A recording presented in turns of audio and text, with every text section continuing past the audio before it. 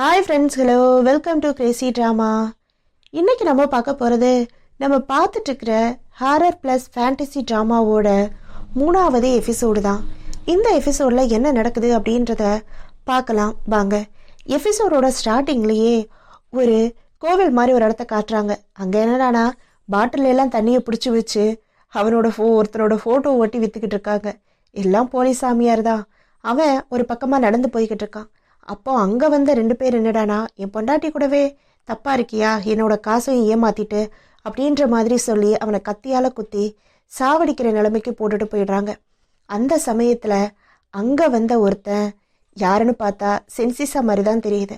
அவன் என்னடானா, நான் உனக்கு இப்போ உயிரை தர்றேன், ஆனால் நான் கேட்குற சமயத்தில் எனக்கு நீ உதவி பண்ணணும் அப்படின்ற மாதிரி சொல்லிட்டு அவனோட உயிரை காப்பாற்றுறான்.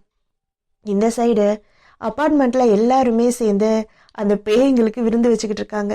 நிறையா சாப்பாட்டை வச்சு நம்ம ஹீரோ என்னடானா அங்கே முன்னாடி சாமியெல்லாம் கும்பிட்டு ஒரு சின்ன பொடி மாதிரி தூவின உடனே அந்த சாப்பாடை எல்லாமே அவங்களால சாப்பிட முடியுது. அதை எல்லாம் சாப்பிடலாம் அப்படின்ற மாதிரி சொன்ன உடனே எல்லாரும் வேகமாக ஓடி வந்து சாப்பிட்டுட்டு இது சூப்பராக இருக்குது அப்படின்ற மாதிரி சொல்லி எல்லாரும் ரசித்து சாப்பிட்டுட்ருக்காங்க. நம்ம ஹீரோவுமே பார்த்துட்டு ரொம்ப சந்தோஷப்படுறான். அந்த சமயத்தில் அந்த காமெடி பேய் பக்கத்தில் ஒரு பொண்ணு வந்து நின்றுக்கிட்டு இருக்கா. பார்த்துட்டு ஐயோ பொண்ணு அப்படின்ற மாதிரி அவன் குதிச்சுக்கிட்டு இருக்கிறான். பார்த்துட்டு அவங்க பேர் என்ன அப்படின்னு 2 பேரும் பேசிக்கிட்டு அந்த பொண்ணுக்கிட்ட கேட்குறான், ஆமாம் பேய்ங்க கல்யாணம் பண்ணிக்கலாமா அப்படின்ற மாதிரி. அதோட அந்த பொண்ணு மேலையும் கீழையும் பார்க்குது. அப்புறம் நம்ம ஹீரோ இந்த சைடு ஒரு சில ட்ரெஸ் எல்லாம் போட்டு எரிச்சிட்டு அந்த காமெடி பேயை கூப்பிட்டு உனக்கு எது வேணுமோ எடுத்துக்கோ அப்படின்ற மாதிரி சொல்கிறான்.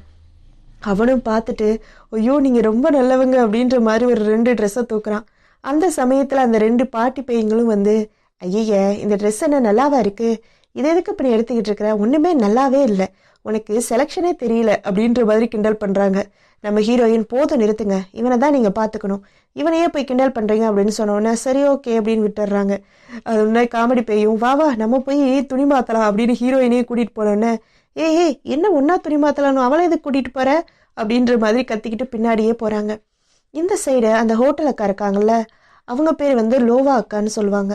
அவங்க வந்து கேட்குறாங்க நம்ம ஹீரோட்ட, உன் பக்கத்து வீட்டில் ஒருத்தவங்க புதுசாக குடி வந்தாங்களே அவங்க ஏன் வரல, அவங்கள பார்த்தியா அப்படின்னு கேட்கும்போது நான் அவங்கள பார்க்கல, அவங்க பொண்ணை மட்டும்தான் பார்த்தேன், பாவம் அந்த பொண்ணுக்கு காது கேட்காது போல் அப்படின்னு சொன்னோன்னே சரி ஓகே பார்த்துக்கோ, பக்கத்து வீட்டில் அக்கம் பக்கத்தில் இருக்கவங்கள்ட்டெல்லாம் நம்ம பேசி வச்சுக்கணும், அவங்கக்கிட்ட இப்போ விசாரித்து வச்சுக்கோ அப்படின்ற மாதிரி சொல்லிட்டு போகிறாங்க. அவனும் சரின்னு சொல்லிடுறான்.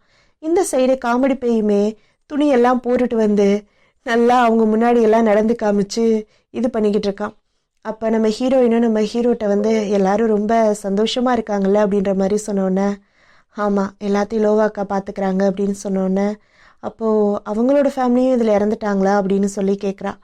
ஆமாம் அவங்களோட தம்பி இறந்து போயிட்டாங்க, அந்த தாத்தாவோட பையனும் பேரனும் இறந்து போயிட்டாங்க, அவங்க 2 பேரும் வந்துட்டாங்க, ஆனால் லோவாக்காவோட தம்பி மட்டும் வரவே இல்லை, ஏன்னு தெரியல, அவங்க எல்லாம் ஒன்றா இருக்கணும் ஆசைப்பட்டாங்க, ஸோ அதனால் அவங்களோட 3வது கண்ணை நான் திறந்துட்டேன் அப்படின்ற மாதிரி சொன்னோன்னே நீ ரொம்பவே நல்ல பையன்ப்பா அப்படின்னு சொல்லி தட்டி கொடுத்துக்கிட்டு இருக்கா. இந்த சைடு நம்ம ஹீரோவுக்கும் ஒரு மெசேஜ் வருது. என்னென்னா அந்த ஹோட்டலில் நடந்துச்சுல அந்த பெரிய கேங் எல்லாரும் அடித்து சென்சிஸாக கொலை பண்ணானே அதை பற்றி நம்ம போலீஸ் இருக்கானே அவன் தான் சொல்லியிருக்கான், நான் உனக்கு டீட்டெயில்ஸ் சொல்கிறேன் அப்படின்னு சொல்லிட்டு மெசேஜ் பண்ணியிருக்கான். சரின்னு நம்ம ஹீரோவும் கிளம்பி ரூமுக்கு போகலாம் அப்படின்னு வரும்போது அந்த பக்கத்து வீட்டில் புதுசாக குடி வந்தவங்க அவங்க வீட்டு மேலே என்னமோ ஒட்டிக்கிட்டு இருக்காங்க மந்திரத்தாள் மாதிரி. இவனும் பார்த்துட்டு என்ன பண்ணுறாங்க அப்படின்னு பார்த்த உடனே சரி லோவாக்கா சொன்னாங்களேன்னு சொல்லிட்டு இவனாவே அறிமுகம் ஆகிக்கிறான்.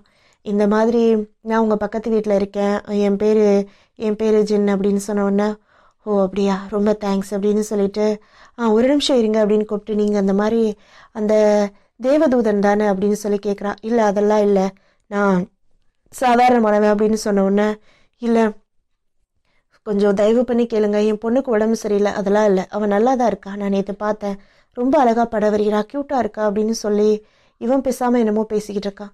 இல்லை நீங்கள் அந்த தேவதூதன் தானே, எனக்கு ஹெல்ப் பண்ணுங்க, எனக்கும் உடம்பு சரியில்லாமல் போகுது, அவளுக்கும் உடம்பு சரியில்லை ப்ளீஸ் அப்படின்னு கேட்டோன்னே நான் அப்படிலாம் கிடையாது, நான் சாதாரண மனுஷன் அப்படின்ற மாதிரி கோவமாக சொல்லிவிட்டு அவன் பேசாமல் உள்ளே வந்து இன்னும் என்னென்னலாம் கேஸ் கொடுத்துருக்காரு இளவரசன் அப்படின்னு சொல்லி ஒவ்வொன்றா எடுத்து பார்த்துக்கிட்டு இருக்கான்.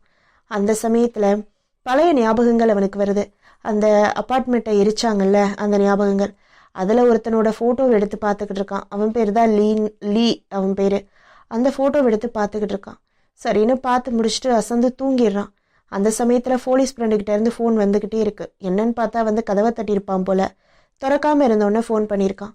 அவனும் உள்ளே வந்து அந்த ஹோட்டலில் நடந்ததோட அந்த வீடியோவை எடுத்துகிட்டு வந்து காட்டுறான். அந்த வீடியோவில் என்னடான்னா சென்சிஸாக தான் நின்றுக்கிட்டு இருக்கான். நம்ம ஹீரோவும் பார்த்துட்டு சென்சிஸா அப்படின்னு சொன்ன உடனே போலீஸ்கார் என்னடானா 2 குரூப்புக்கு நடந்த மோதல் அப்படின்னு சொல்கிறான். ஆனால் சென்சிஸா சம்மந்தப்பட்டிருக்கான்னா இது அப்படி கிடையாது. ராட்சச ராஜாவோட முத்திரை வேற இருக்குது.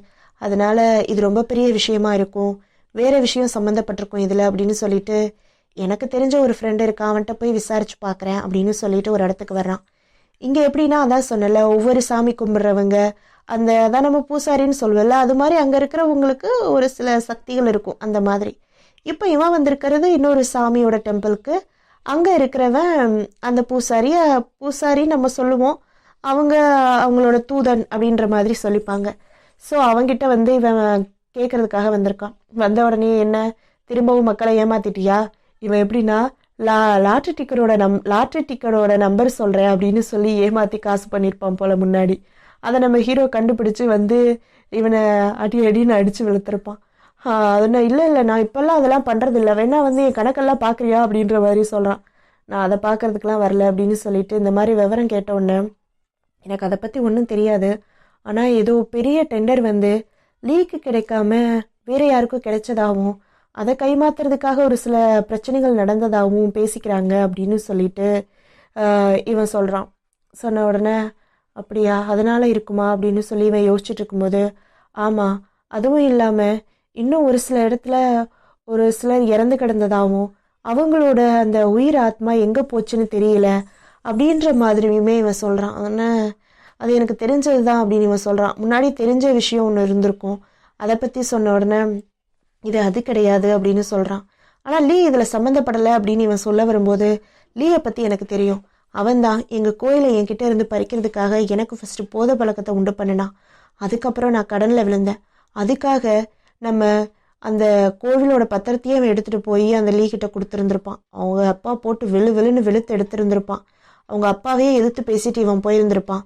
போய் கடனை கட்ட முடியல அப்படிங்கிற கோவத்தில் அந்த லீங்கிறவன் தான் இவங்க கோவிலை மொத்தமாகவே கொளுத்தி விட்டுருப்பான். அதில் தான் அவங்க அப்பா அம்மாவுமே மாட்டியிருந்திருப்பாங்க.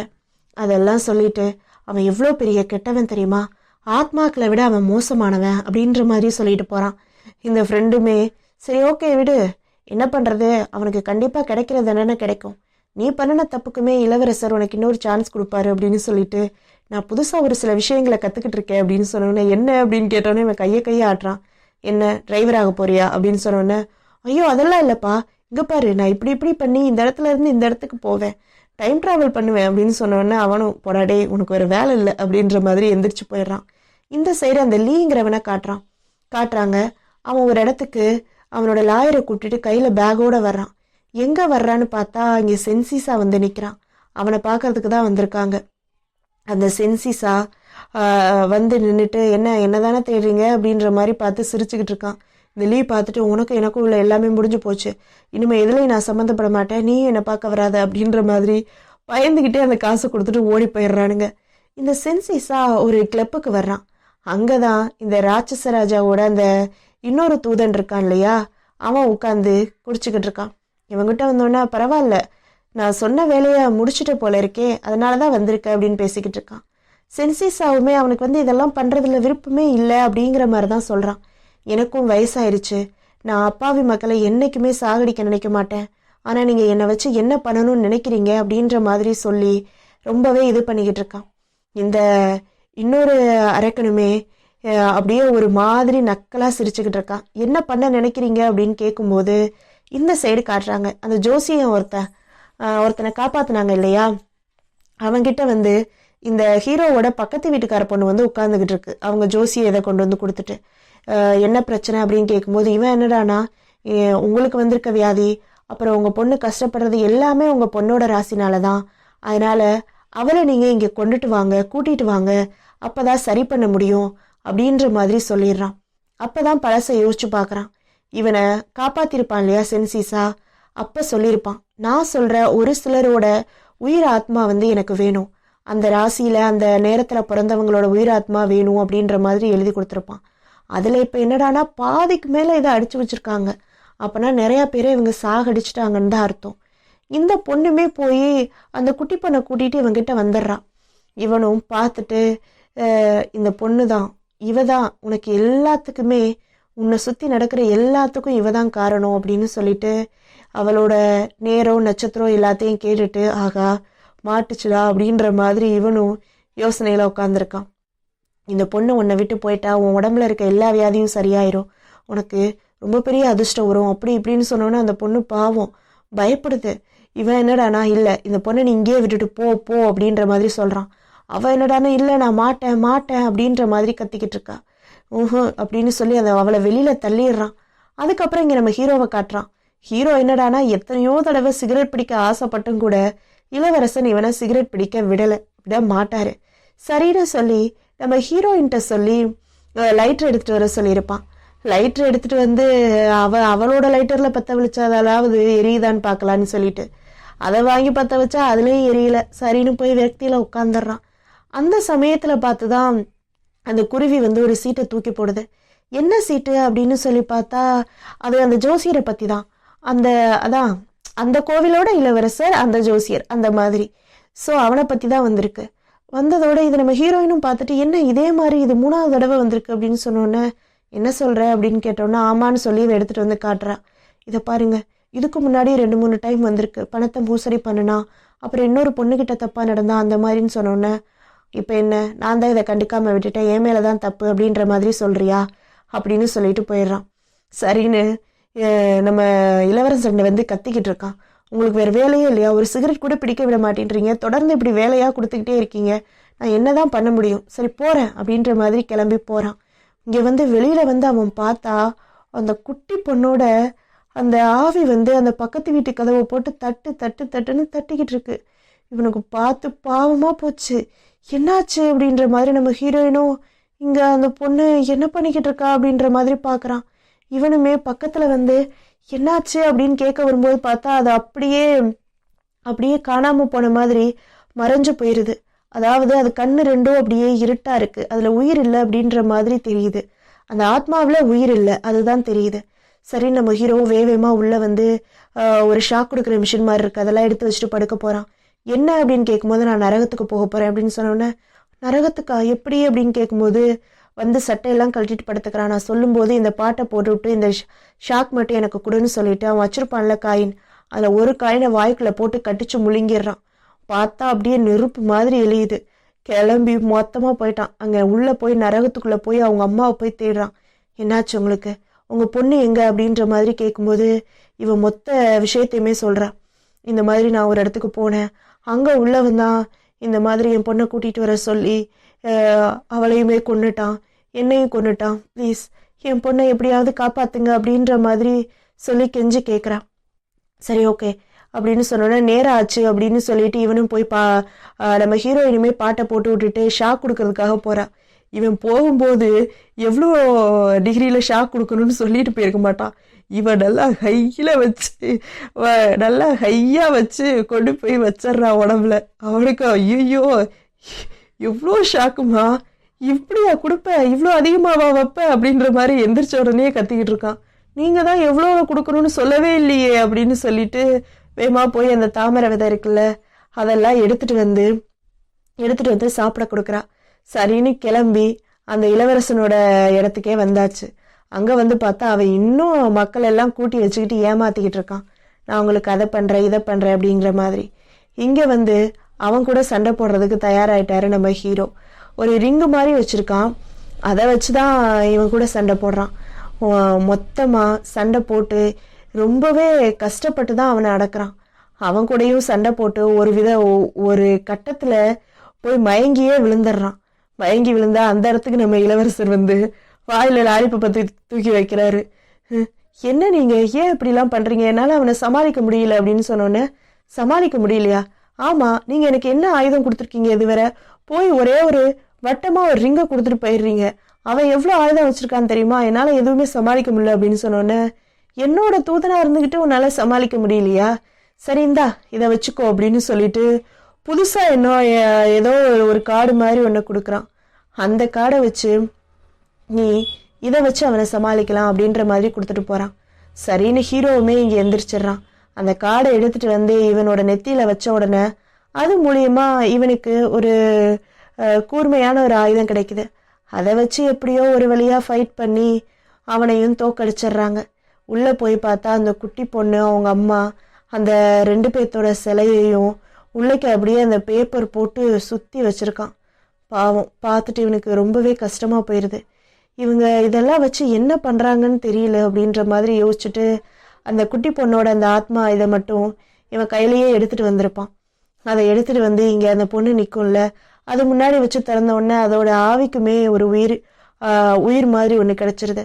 சரின்னு அவனும் சொல்லிடுறான், போய் உங்க அம்மாவை போய் பாரு அப்படின்ற மாதிரி. இந்த சைடு சென்சிஸாவை காட்டுறாங்க. அவன் என்னடானா ஏகப்பட்ட அந்த உயிராத்மாக்கள் எல்லாத்தையும் பிடிச்சி வச்சு முன்னாடி உட்காந்து என்னமோ ஜபம் சொல்ற மாதிரி என்னமோ இது பண்ணிக்கிட்டு இருக்கான். இந்த சைடு இப்பதான் புதுசா ஒரு ஸ்கூல் பொண்ணா ஏதோ ஒரு பொண்ணு நடந்து வந்துகிட்டு இருக்க மாதிரி காட்டுறாங்க. என்னமோ சத்தம் கேக்குதேன்னு திரும்பி பார்த்தா அவ காலை பிடிச்சி என்னமோ தர தர தர தரன்னு உள்ள இழுத்துக்கிட்டே போகுது. இதோட இந்த எபிசோடோட 3வது எபிசோட், இந்த டிராமாவோட 3வது எபிசோட் முடியுதுங்க. அடுத்து வரப்போற எபிசோட்ல என்ன நடக்குது அப்படிங்கிறத பத்தி பார்க்கலாம். தொடர்ந்து இந்த கதையை கேட்கணும்னா நம்ம சேனலை சப்ஸ்கிரைப் பண்ணுங்க, லைக் பண்ணுங்க, கமெண்ட் பண்ணுங்க ஃப்ரெண்ட்ஸ். பாய்.